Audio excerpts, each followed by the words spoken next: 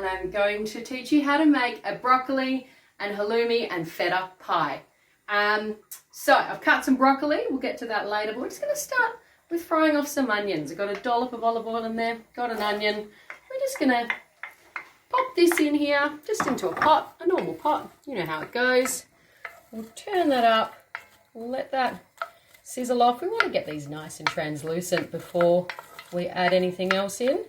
So we're just going to let these fry off for a couple of minutes. Time warp! We're back, we're still in the kitchen, we've changed hobs, but the onions are cooked. Wild. Alright, now we are going to add some garlic. Recipe said 3 cloves, so I've used 6. Pop them in, and we're going to fry them off for a minute till they smell nice and good. While we do, a couple of fun facts about broccoli. Broccoli originated in ancient Rome. And did you know that broccoli, cabbage, kale, Brussels sprouts, cauliflower, all the same plant?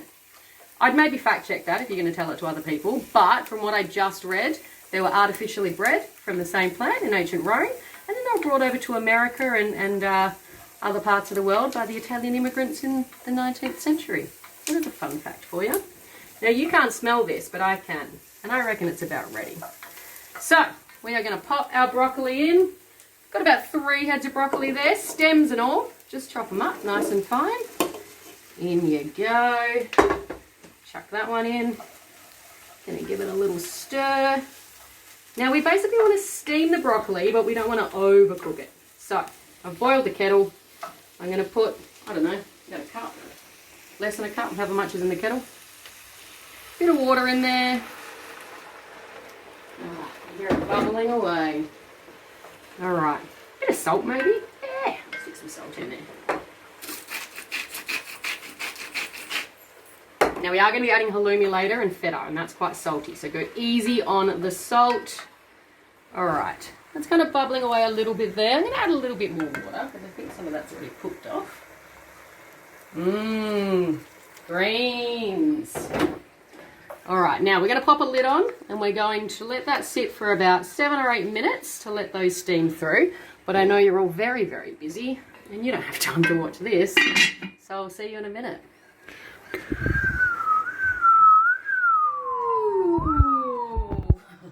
Where does the time go? Alright, so I'll be honest, it was longer than 8 minutes. This probably took about 10 minutes. But, you know, we're there. The broccoli looks pretty cooked. While we were gone as well, I gave it a bit of a mash. Apologies you didn't get to see that, but I'm sure you can figure out how to mash a bit of broccoli. Alright, we need to let this cool down now. So I'm going to turn this off. I'm going to spoon this into a bowl. It's going to take ages because I've got a tiny little spoon and I keep forgetting to buy a proper ladle.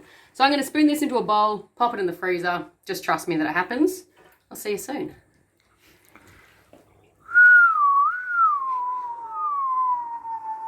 Now, did we just have a filming kitchen nightmare or what? We did. So we just did a great segment. Turns out, Harry, our helper, introduced yourself. Hello, I'm Harry and I'm the helper. Well, he wasn't filming. He just took a photo. He took one singular but very good photo. So I'm going to explain what I did do, which was I got the broccoli out of the freezer. It was nice and cold. I added about 150 grams of shredded halloumi. Ooh. Had 100 grams of feta. And in fact, there's still a little bit in there, so this has worked out very well. This is fortuitous.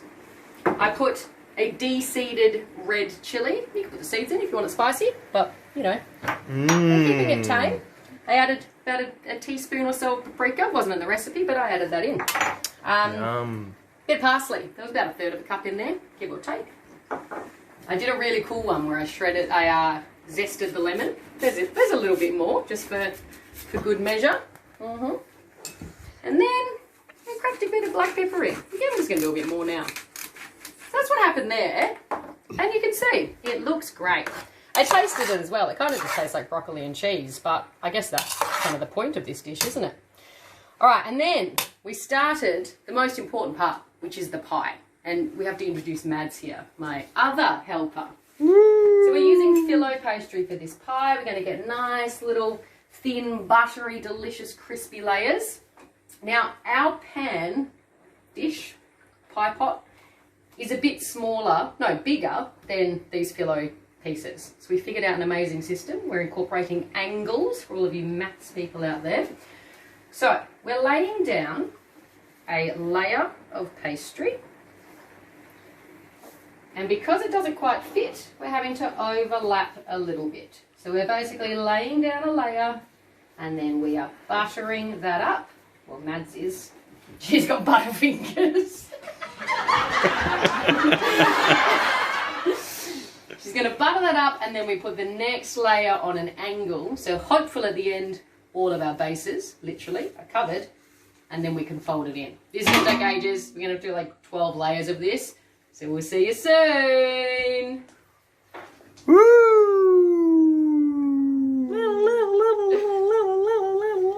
Whoa, that's a new time warp noise. So, folks, Harry got fired after that debacle. So we've got Molly helping us out. Say hi to everyone, Molly.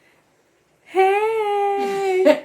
All right, now, look at this beautiful phyllo base that we have. We've got a nice little spiral, a time warp if you will, going all the way around the edges. And we're just going to start filling her in now. I might use a bigger spoon than this. Just filling it in. Want to make sure obviously you get it into all the little nooks and crannies. I might even just go old school. Pour her in. Just pour her in. There's a good chance as well to see if it's all mixed up nicely. If you've seen any big old clumps of cheese, you could, well, I guess you could leave them there if that's what you want. Or you can spread them out a little bit. Get it right in there. Oh, look at that. Look at that. And then, of course, the final step is going to be folding it over. I'm going to do another little bit of pepper on top because why not? Do you reckon we can fit more in there, girls? Yeah. Yeah. It's a strong yes from Mads. Oh, it's all the good stuff as well. It's all the cheese. All right. Yum. Oh. Pepper that up. Now, because we worked in an anti-clockwise direction when we were making, filling the base, we're going to work in the opposite direction, coming back. So take your free edge. Now, this is going to be a bit rustic because obviously, you know, we've got a rectangle going into a circle. I'm sure there's some kind of old philosophical debate about that. But make sure, again, that you're buttering each bit as we go along, because that's where all the good stuff is.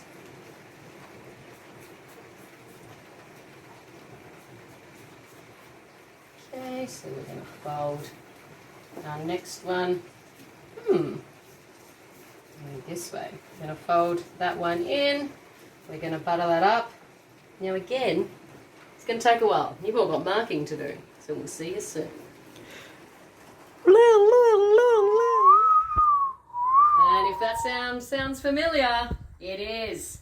Molly quit over a pay dispute, so we've welcomed Harry back with open arms. That's right, because I'm cheap and I'll take whatever I can get. He's not very good, but he is cheap. Here we go. Look at this. It's all come together. Mads has done an amazing job here, folding it all in. It's got this lovely rustic look. Now we're just finishing with a good slather of butter, because you can never have too much. Well, you can. You can absolutely have too much. A bit of sesame seeds on top. I was going to use black sesame seeds, but they didn't have any at the supermarket. Had everything else. No black sesame seeds. But, you know, you take what you can get these days, I find. And because it is a pretty tightly enclosed pie, we're going to add a couple of little holes just to let the broccoli breathe. Here we go. Let's go 3 for good luck. It's like a little wonky smiley face.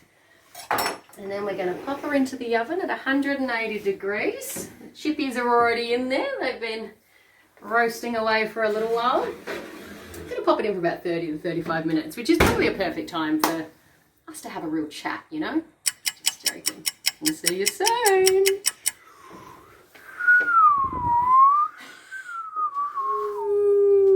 Ooh, another time warper. We've finally got Mads on the controls. She's the one we can trust.